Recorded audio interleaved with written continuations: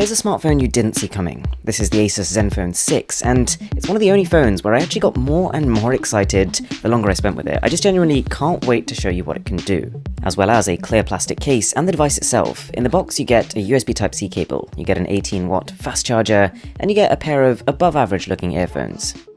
And here I don't think it's going to win any beauty awards with its squarish aesthetic, but the phone is encased in glass and definitely feels every bit as nice as the devices it's up against. So one thing I'm thankful for is that as well as doing a couple of crazy things which will come using the Snapdragon 855 chip and up to 8 gigs of RAM, so it's up there with the most powerful phones in the world right now. You only have to look at Antutu for affirmation. It's about 30,000 points ahead of my Exynos-based Galaxy S10, and just behind the OnePlus 7 Pro. Oh yeah, and this phone is way cheaper, but I'll come to this as well.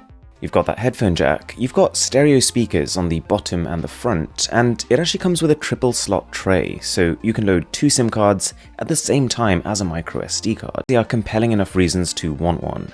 The first being this camera module. It flips around, but unlike other implementations that can switch between the front and the back, motion tracking lets you pick an object, and the camera starts to follow that object to keep it in the center of the frame. It works like magic. You've never seen anything like it on a phone. On top of that, panorama shots get a bit of a facelift. Say you find a really tall building or an object, one tap on this button and the phone will automatically start panning upwards to capture the whole thing. Oh yeah, and the flip side of this is that you can do the same in landscape mode. The resulting resolution of these shots, 13,440 by 2048. Quite impressive. You can also use the volume keys to adjust the camera angle manually, but I do wish that the module had a constant acceleration. The actual motion is a little juddery, so that kind of restricts what you can do with it. More importantly though, this is thankfully not just a funky looking camera setup, it's actually a really capable one too.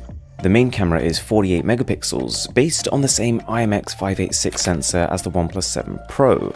You get really powerful high dynamic range and a great looking night mode, which actually takes 16 raw photos and meshes them together. I did a couple of side-by-sides with the OnePlus 7 Pro, and well, let me know what you think. Anyways, that second camera is a 125-degree. Right off the bat, this thing is absolutely crazy. The amount of engineering involved to make this action happen is incredibly impressive. Smartphones with motors are awesome. The Zenfone 6 is rated for 100,000 flips, which is 100 times a day, every day, for 3 whole years. It can also be motorized to any point along that flip arch with the side volume buttons. Impressive. Trying to activate the camera with my finger blocking the way yields some interesting noises. The camera motor isn't very gutsy, but manipulating it directly with my fingers doesn't seem to affect it negatively. There isn't any grinding of the gears or cracking sounds. Manually flipping out the camera is possible if you can get a grip on it, but the phone does not like the camera to be up top when the camera app is not open. So I'll put it back down into the phone body. It's naturally in there pretty tight and will never be flip-flopping around on its own. Asus even has the same auto-accidental drop retract feature that we saw in the OnePlus 7 Pro, where if the phone is dropped with the camera in the open position, it'll retract the camera, and actually retracts much faster than normal into the closed position. You can hear the motor squeal into overdrive to get the camera retracted faster. Not too shabby.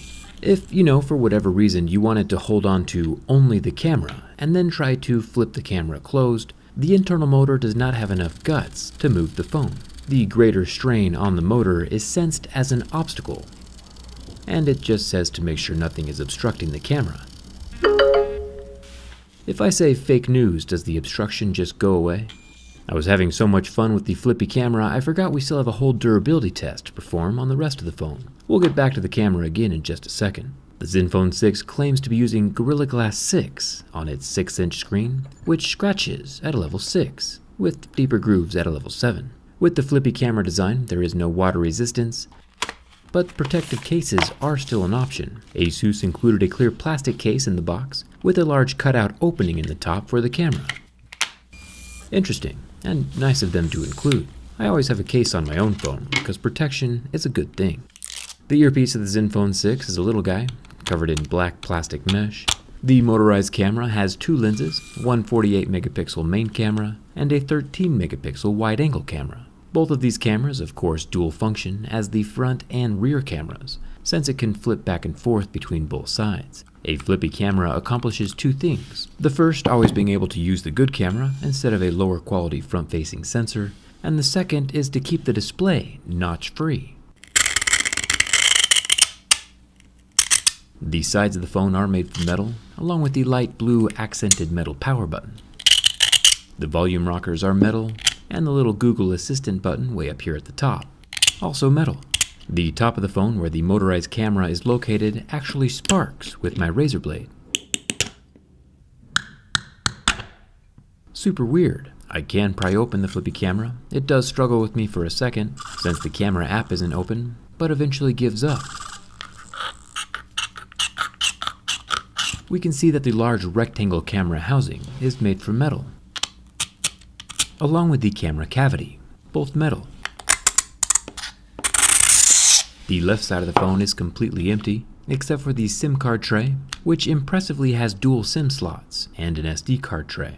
Can't go wrong with the expandable memory. You also can't go wrong with a headphone jack. This phone has all the features, which once again just proves the point that if you want features, all you have to do is spend less money on your phone. Since the Zenfone 6 is at the $500 mark at launch, and the phones that tend to be losing the headphone jack and SD card slot usually cost around $1,000. The fingerprint scanner can be scratched, but still senses my fingerprint and unlocks the phone every single time. Let's see how much weight this camera can lift. It's going to be a negative on the large instruction booklet, but a positive on the metal pry tool. And again, another negative on this random screwdriver. When we break out the flames, the 6.4-inch IPS LCD display lasts at about 8 seconds under the heat from my lighter before the pixels go black and turn off, but then fully recover, turning back on and looking like normal again after the heat's removed. Up to this point, we've put some pressure on the camera motor and seen how much stress it can handle, and so far it's done a great job. But the motor doesn't matter very much if the hinge itself is weak. When the phone is laying flat on its back, the camera motor doesn't have enough guts to lift the phone up and pull the camera shut underneath. If I grab the camera unit and do a little hokey pokey and shake it all about, the phone gets mad at me for obstructing again. But the camera unit really does feel much stronger than I thought it would. Twisting the camera block side to side, forward and back, leaves the camera still intact and not coming off on its own. There is definitely a very strong hinge of some sort inside the phone. We'll have to get a close-up look at the inside during the teardown. I'm impressed. This thing is solid and still moving like a flippin' champion. The phone itself is pretty thick, with a 5,000 mAh battery inside. There is zero flex to the phone during the bend test, when bent from any direction. No damage is done to the frame or the screen, externally or internally. The Asus Zenfone 6 passes my durability test. With all the features, power, and motorized conversation starting gimmicks a tech nerd could ask for,